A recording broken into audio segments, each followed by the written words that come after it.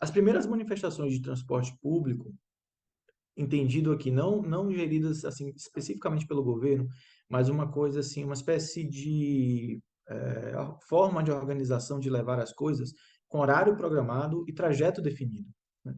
Então, assim, as primeiras formas disso acontecer, elas vão estar associadas a uma espécie de, digamos assim, avô do bonde, que chama gôndola. Gôndola no sentido mesmo de uma réplica das gôndolas que tem em Veneza. Até porque quem organizou isso foi um italiano, né, que é o Rafael Ariani, e depois ele criou uma empresa, os filhos dele tocaram isso. A gente está falando 1840, década de 40 do século XIX, onde literalmente na cidade baixa, então do Bonfim até o Mercado Modelo, bem diferente do que é hoje, né? Não tinha esse aterro gigantesco, era bem colado mesmo na parede, né? Naquele limite geográfico.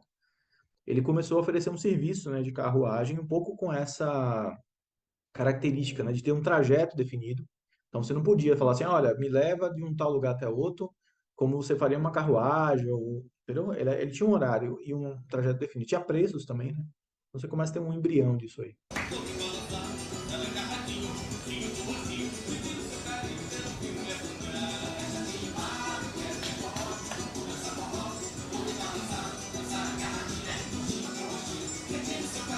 O grande transporte da cidade, na década de 50, era o bonde e a marinete.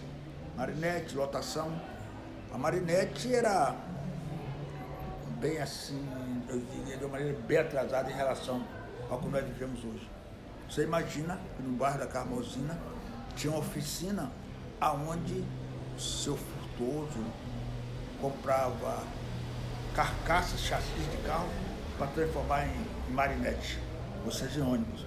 E naquela época também, esses ônibus, o ônibus velho que ele comprava para restaurar, e nós, cheios de orgulhos, às vezes estávamos na fila esperando o ônibus e ficava esperando a marinete, o ônibus, a marinete nova, para poder embarcarmos. Tinha os ônibus, os bondes, que era o principal meio de comunicação, o principal transporte nosso. Em outros lugares do mundo, não só necessariamente na Europa, mas lá foi forte, começou a se desenvolver uma espécie de carruagem mais estruturada, que inclusive tem o nome de ônibus, ônibus, em latim, inclusive. É um pouco essa ideia de você ter mais gente, né? Você conglomerar pessoas, né?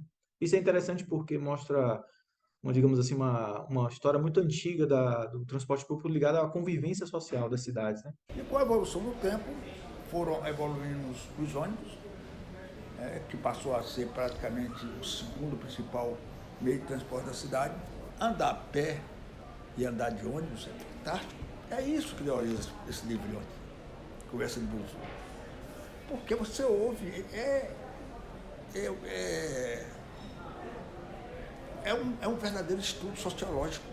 Uma das facetas da metropolização e que o que uma cidade grande oferece, que é o convívio de pessoas que não necessariamente conviveriam, por exemplo, por laços familiares, por situações econômicas, né? Então, um dos impactos do bonde, já adiantando um pouco, é exatamente ter transformado, isso inclusive é relativamente pouco estudado, pelo menos para o bonde, né? É o convívio de diferentes, né?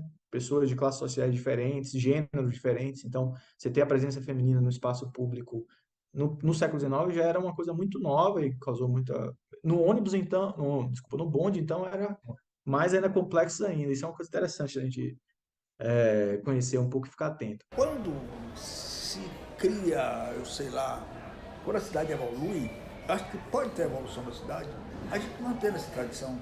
Imagina se tivesse um bonde no Campo Grande até aqui a Praça da Sé.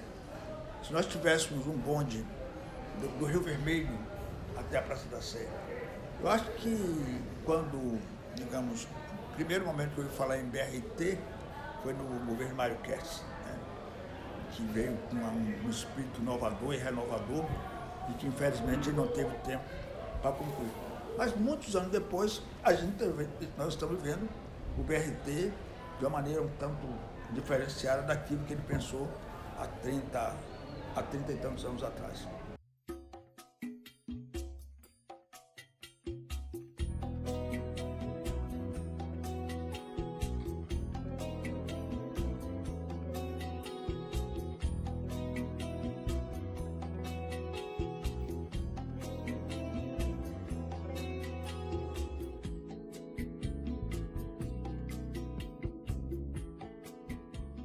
O transporte coletivo em Salvador, ele tem um erro de concepção, né, que não é só de Salvador, é algo que caracteriza o transporte público coletivo do Brasil como um todo.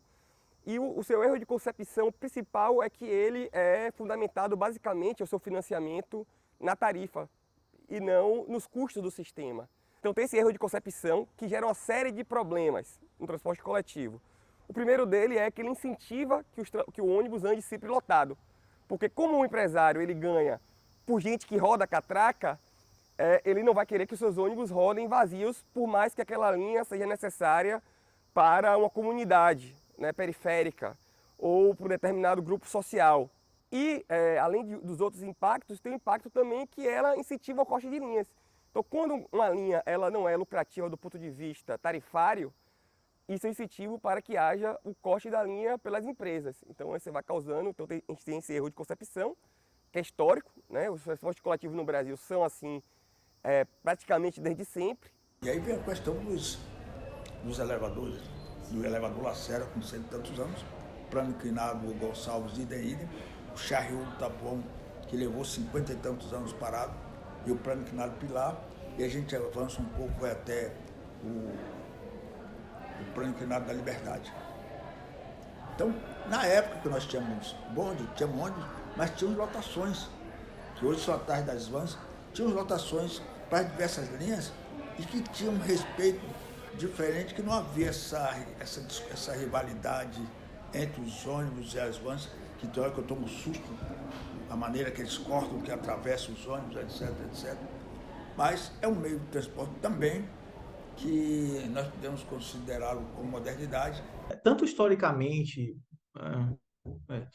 como simbolicamente, o elevador Lacerda é imbatível, insuperável em qualquer sentido, assim, não só em números, não sei nem se tem a gente teria a capacidade de catalogar isso, mas sem dúvida deve ser transporte de pessoas, etc. E obviamente o símbolo, né, da cidade está bem ali no meio. Desde a sua inauguração, porque como a gente falou, né, ele tinha essa lógica de ser uma conexão bonde e elevador, né? Então, por exemplo, o Gonçalves, o plano inclinado Gonçalves, também surgiu assim. A ideia dele era essa também. O seu formulador foi um cara um engenheiro muito, um abolicionista, né? Um negro abolicionista muito interessante, que fundou essa empresa. A empresa dele, ele fundou uma coisa interessante na história do transporte de Salvador. Talvez hoje soe menos familiar para muita gente, mas quem já pegou no Salvador sabe que tem os famosos linha circular, ônibus circular, que ficava circulando na cidade. E foi essa empresa, que é exatamente a Companhia de Linha Circular da Bahia, foi ela que pensou o plano inclinado Gonçalves articulado com seus bondes. Por que ele é interessante falar isso? Porque o bonde dele era menor, ele era chamava de caixinha de fósforo, inclusive, porque ele era bem pequenininho, para passar melhor nas ruas. Salvador, né? Tem ainda até hoje ali ruas muito inclinadas. E a ideia inicial dele era que o bonde entrasse no plano inclinado, entendeu? Como se fosse uma caixinha mesmo, descesse. Cada ano o número de usuários de transporte coletivo vem caindo. Ele vem caindo porque o transporte coletivo ele tinha um caráter meio que de monopólio por os usuários, né? A população que não poderia pagar por um automóvel só tinha o transporte coletivo público para utilizar. E nos últimos anos tive uma transformação muito rápida e muito forte dessa lógica. Primeiro, teve o surgimento dos aplicativos. Né? Os aplicativos se tornaram uma opção de mobilidade urbana para uma boa parte da população. Então, quem pode pagar um pouco mais, e que não poderia pagar pelos táxis, né, mas agora pode pagar pelos aplicativos, vai migrando pelo menos parte dos seus deslocamentos. Né? Muita gente continua usando ônibus, mas parte dos seus deslocamentos são feitos pelos aplicativos. Em 2013, em 2014, começaram a acontecer uma série de ações estatais para dar resposta a essas mobilizações. Em 2015, a gente ganhou o direito constitucional ao transporte e Salvador fez um novo contrato, uma nova licitação pública e, consequentemente, uma nova contratação de serviço de transporte.